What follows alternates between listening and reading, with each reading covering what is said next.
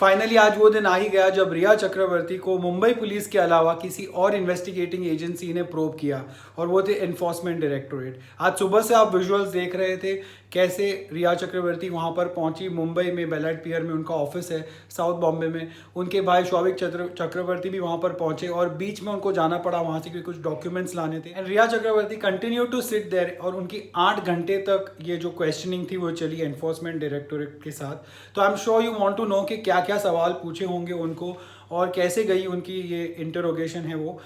तो ईडी ने कुछ 20 क्वेश्चंस प्रिपेयर करके रखे थे रिया चक्रवर्ती को पूछने के लिए। They are pretty simple straight forward questions, but इसके answers are very important and very crucial. सबसे पहले तो ये कहा जा रहा है कि Rhea Chakraborty was not cooperating initially with the probe और धीरे धीरे she started giving the detail. सबसे पहले तो दोनों को कुछ बेसिक क्वेश्चंस पूछे गए, जैसे कि उनका नाम, एड्रेस, उनका प्रोफेशन एग्जैक्टली क्या है, उनके घर में कौन कौन है, उनकी मोड ऑफ इनकम क्या है, उनके बैंक अकाउंट्स कौन से हैं, कितने हैं, और उनके क्रेडिट कार्ड्स कौन से हैं और कितने हैं। ये सारी चीज़ें सबसे पहले पूछी गई। इसके बाद उनसे रिपोर्टेडली ये भी पूछा गया कि सुशांत सिंह को वो कैसे जानती थी, कितने सालों से जानती थी, दोनों के बीच फाइनेंशियल ट्रांजैक्शंस क्या हुए थे, क्या उनके बीच कोई करार या कोई कॉन्ट्रैक्ट था फाइनेंसेस को लेकर। ये सारी चीज़ें पूछी गई। एनफोर्समेंट डायरेक्टोरेट ने रिया से उनके इनकम टैक्स रिटर्न्स भी मांगे जो 5 साल के थे। अप्रैल 2015 से लेकर जून 2020 तक के जितने भी उनके रिटर्न्स थे वो मांगे। जून तक नहीं होंगे, आई एम श्योर मार्च तक होंगे, because that's how the financial year works.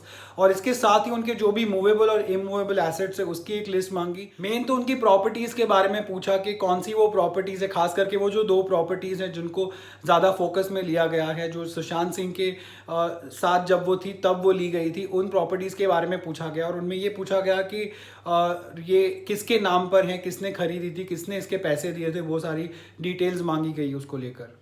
फिर एनफोर्समेंट डायरेक्टोरेट ऑफिशियल्स ने रिपोर्टेडली ये भी जानने की कोशिश की कि क्या सुशांत सिंह कोई इनहेरिटेंस छोड़ के गए थे, क्या कोई विल बना के गए थे, कुछ लिख कर गए थे, और क्या रिया चक्रवर्ती जो उनके साथ as a live in partner रह रही थी तो क्या वो उनके फैमिली मेंबर्स के साथ टच में थी, क्या वो उनके फाइनेंसेस उनके साथ डिस्कस करती थी। ये सारी चीज़ें पूछी गई। ऐसा इसके अलावा सोर्सेज ने ये भी कहा कि रिया चक्रवर्ती के खुद की फैमिली के बारे में एनफोर्समेंट डायरेक्टोरेट ने उन्हें पूछा कि उनके घर में कौन कौन है, उनके ऊपर कौन कौन डिपेंडेंट्स हैं, यानी कि उनके पेरेंट्स हैं, उनका छोटा भाई है, जो भी है वो सारी डिटेल्स मांगी गई। ऊपर से बैंक अकाउंट डिटेल्स में जो सुशांत का बैंक अकाउंट डिटेल जो कोटक महिंद्रा बैंक का है, जो उनके पापा ने एफआईआर में मेंशन किया है, उसके बारे में भी पूछताछ की गई। ऐसा कहा जा रहा है कि उसमें कोई ट्रांजैक्शंस हुए थे कि नहीं, ये पूछा गया रिया चक्रवर्ती से।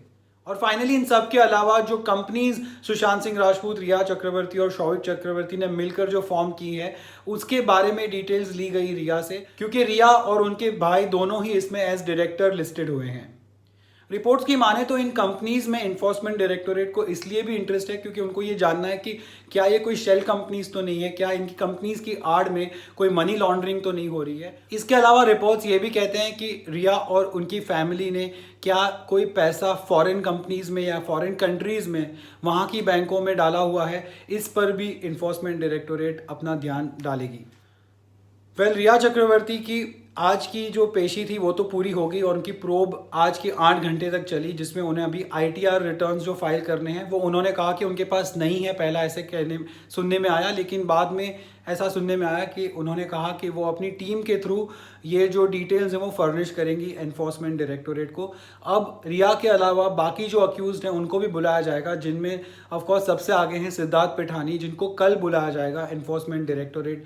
वहाँ पर सेम ऑफिस में उनको जाना होगा और काफ़ी सारे सवाल उनको भी झेलने पड़ेंगे, क्योंकि वो सुशांत के साथ एज अ बिजनेस पार्टनर कह लीजिए या एज एन एम्प्लॉई कह लीजिए, वो उनके साथ रह भी रहे थे और पिछले कुछ अरसे से उनके साथ काम भी कर रहे थे। तो he would have a lot more details when it comes to financial transactions. इसके अलावा श्रुति मोदी जो है रिया चक्रवर्ती की नई मैनेजर, उनको भी बुलाया जाएगा बाय एनफोर्समेंट डायरेक्टोरेट। आपको याद होगा कि सीबीआई की एफआईआर में भी उनका नाम है, लेकिन सिद्धार्थ पिठानी का नहीं है। अब फिलहाल जितनी भी खबरें आ रही हैं उसमें सिद्धार्थ पिठानी पर शिकंजा कसता हुआ नज़र आ रहा है, क्योंकि काफ़ी सारी चीज़ें हैं अब भी जो सिद्धार्थ पिठानी ने अलग अलग न्यूज़ चैनल्स को बताई है, उसमें कहीं पर भी एक क्लियर इंडिकेशन नहीं आ रहा है कि एग्जैक्टली उस दिन हुआ क्या था।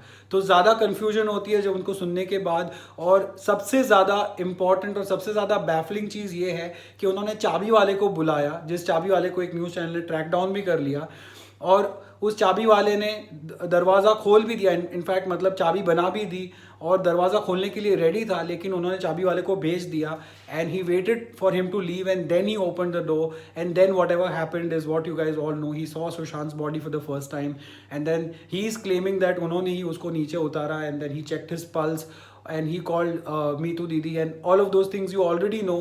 पर इसमें ये बात कहीं भी उन्होंने ये नहीं बताई कि उन्होंने रिया को क्यों नहीं बताया, why did he not actually give a very reasonably convincing answer कि उन्होंने क्यों रिया को नहीं बताया, जबकि उनके और रिया के बीच इतने सारे कुछ 200 से भी ज़्यादा कॉल्स हो चुके हैं and they were in touch even after Rhea left on 8th।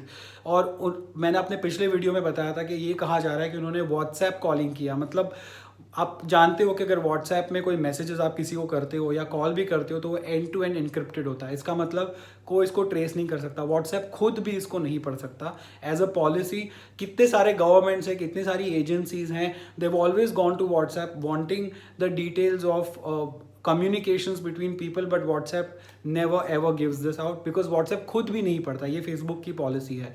तो ये भी कहीं ना कहीं एक शक के दायरे में आता है कि क्यों व्हाट्सएप कॉलिंग यूज़ की गई जबकि नॉर्मल कॉलिंग अवेलेबल थी। तो ये सारी चीज़ों का ध्यान ऑफकोर्स सीबीआई का तो रहेगा ही इन सारी चीज़ों पर फिलहाल के लिए एनफोर्समेंट डायरेक्टोरेट ने पहल कर दी है and like I said this is the first time that Rhea Chakraborty and Siddharth Pithani and this entire Rhea and company जिसके खिलाफ एफआईआर फाइल हुआ है और जिसके खिलाफ सुशांत की फैमिली लड़ रही है, उनको मुंबई पुलिस के अलावा किसी और एजेंसी ने पहली बार प्रोब किया है। और आगे अब सीबीआई जब इनको प्रोब करेगी तो पता चलेगा कि एग्जैक्टली कौन से खुलासे होते हैं और क्या क्या लेयर्स निकल कर आते हैं इस केस में। आपके क्या थॉट्स है, क्या विचार है, प्लीज़ आप कमेंट सेक्शन में मुझे बता सकते हैं। I try and answer almost each of them, at least acknowledge them if not answer.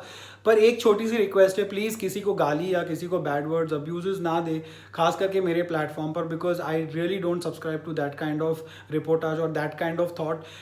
जो भी है मैटर सब जुडिस है। अगर आप कुछ करते हो, अगर कोई भी कुछ करता है तो ये गलत होगा, बिकॉज फिलहाल इन्वेस्टिगेटिंग एजेंसीज सब ने मांग की थी कि सीबीआई में जानी चाहिए और सीबीआई केस में आ चुकी है ऑलरेडी और उन्होंने अपना काम ऑलरेडी शुरू कर दिया है। तो we should keep faith in the investigating agencies and wait, and I will try my best to report you whatever I know from the official sources.